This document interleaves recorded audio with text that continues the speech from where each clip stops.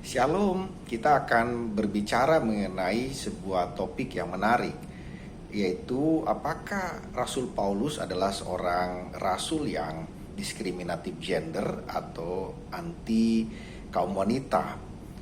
Pendapat ini seringkali dipakai sebagian kelompok pembaca Alkitab dengan melihat sebagian dari firman Tuhan yang terambil dari 1 Korintus 14 ayat 34 sampai 35 yang akan saya bacakan. Nanti kita akan berbincang tentang apakah Paulus ini seorang anti wanita atau diskriminatif gender ini. Saya bacakan 1 Korintus 14 ayat 35 sampai 34 sampai 35. Sama seperti dalam semua jemaat orang-orang kudus, perempuan-perempuan harus berdiam diri dalam pertemuan-pertemuan jemaat, sebab mereka tidak diperbolehkan untuk berbicara. Mereka harus menundukkan diri seperti yang dikatakan juga oleh hukum Taurat.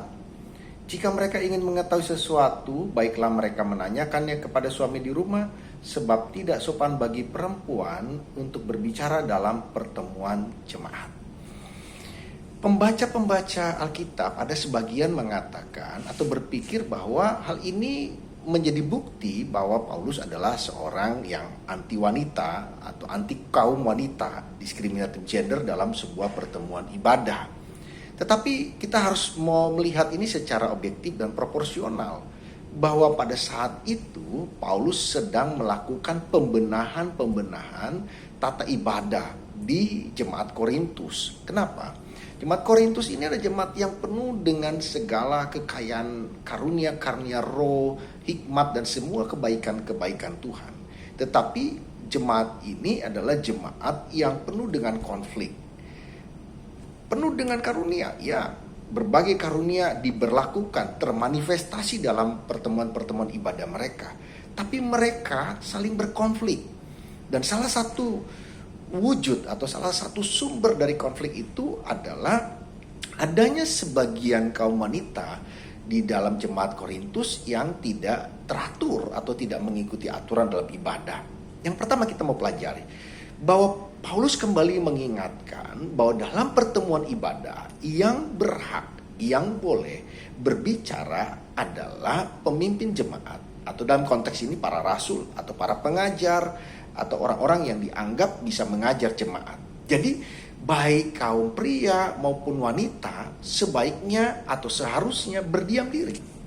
Dan di dalam konteks ini ternyata ada kaum wanita yang merasa perlu berbicara, dan itu melanggar aturan dalam ibadah dan menimbulkan kekacauan. Hingga Paulus perlu menertibkan hal itu. Paulus menegaskan bahwa yang berhak melakukan pengajaran, yang berhak berbicara dalam ibadah adalah pemimpin ibadah atau para rasul atau gembala atau pengajar atau orang-orang yang dianggap atau ditempatkan sebagai pengajar di dalam ibadah tersebut atau pemimpin dalam ibadah tersebut. Yang kedua, memang harusnya jemaat berdiam diri, bukan hanya soal wanita atau pria. Wanita harus berdiam diri, pria juga harus berdiam diri dalam pertemuan ibadah. Oleh karena itu sebenarnya Paulus sama sekali tidak diskriminatif gender. Kebetulan atau kasuistik dalam kasus ini yang melakukan ketidakteraturan ibadah adalah sebagian kaum wanita di dalam jemaat Korintus. Mereka berbicara di tengah ibadah yang dilakukan. Oleh karena itu Paulus perlu menegur, bukan karena dia benci kepada kaum wanita. Oh, dia sangat menghormati kaum wanita karena teman atau pendukung dia, orang yang paling setia kepada dia dalam pelayanan adalah Priscilla salah satunya. Itu Febe juga, orang yang sangat mendukung, mensupport pelayanan Paulus. Bahkan boleh diakui bahwa Priscilla adalah pendukung utama juga dalam soal ekonomi, di dalam finansial kepada Paulus. Dia hampir selalu mengikuti Paulus. Oleh karena itu sangat tidak masuk di akal atau tidak logis bahwa kita katakan Paulus itu anti kepada wanita. Tetapi memang dalam kasus di jemaat Korintus, kasusnya dilakukan oleh kaum wanita. Tetapi bukan berarti semua kaum wanita seperti itu, tidak. Paulus tidak mengatakan demikian. Paulus menunjukkan kepada wanita yang ada di dalam ibadah yang di jemaat Korintus itu untuk tidak berbicara. Ini penting karena ibadah yang dilakukan dengan tidak teratur akan menimbulkan kekacauan, bukan lagi hormat kemuliaan buat Tuhan, tetapi malah menimbulkan kegaduhan dan kemudian menimbulkan konflik. Karena bagi orang-orang yang tidak suka kegaduhan akan mengatakan ini ibadah yang sudah tidak benar, sedangkan orang yang pihak yang membuat gaduh mengatakan kalian jangan mengganggu kami boleh berhak berbicara, sehingga tidak terdapat atau tidak akan ditemukan sebuah sikap menghormati hadirat Tuhan. Oleh karena itu Paulus tegas mengatakan hendaklah kamu berdiam diri sebagaimana yang diajarkan oleh Taurat juga itu. Jadi bukan sebuah pengajaran yang benar-benar baru, sebuah hukum yang benar-benar, tapi hukum yang sudah dikenal oleh orang Israel bahwa mereka harus berdiam diri, apalagi wanita. Mereka harusnya jauh lebih berdiam diri dibanding kaum pria. Sedangkan kaum pria saja di jemaat Korintus berdiam diri ketika ibadah itu berlangsung, ketika pengajaran itu berlangsung, ketika pimpinan ibadah itu sedang memimpin umat, kaum prianya saja yang lebih punya kedudukan di dalam perspektif orang Yahudi berdiam diri. Tetapi kaum wanita di sana tidak berdiam diri, mereka justru berbicara. Itu yang ini. Kemudian yang selanjutnya yang menjadi alasan saya mengatakan bahwa Paulus tidak diskriminatif gender apalagi anti wanita adalah kata mereka tidak berbicara itu dari kata lalein atau laleo, itu berbicara atau merujuk kepada sebuah perkataan yang tidak jelas, perkataan yang tidak teratur, perkataan yang juga tidak punya manfaat, tidak bernilai rohani, tidak mempunyai nilai kekekalan, kemudian seperti bergungam, kemudian menimbulkan keributan. Bahkan Matthew Henry menafsirkan lebih keras lagi bahwa lalein atau laleo yang di dalam 1 Korintus 14 ayat 34 sampai 35 dapat atau seharusnya diterjemahkan sebagai wanita-wanita itu bergosip. Jadi yang ditegur oleh Paulus bukan mereka berbicara saja, tetapi berbicara yang menimbulkan kekacauan, berbicara yang tidak punya nilai apa-apa, berbicara yang tidak punya nilai rohani, tidak punya nilai kekekalan, tidak membangun, bahkan juga itu seperti mengganggu dengan suara-suara yang seperti meracau. Kalau diterjemahkan secara harfiah, kata-kata yang didengar seperti bahasa-bahasa yang meracau, tidak jelas dan menimbulkan kebingungan, menimbulkan kegaduhan.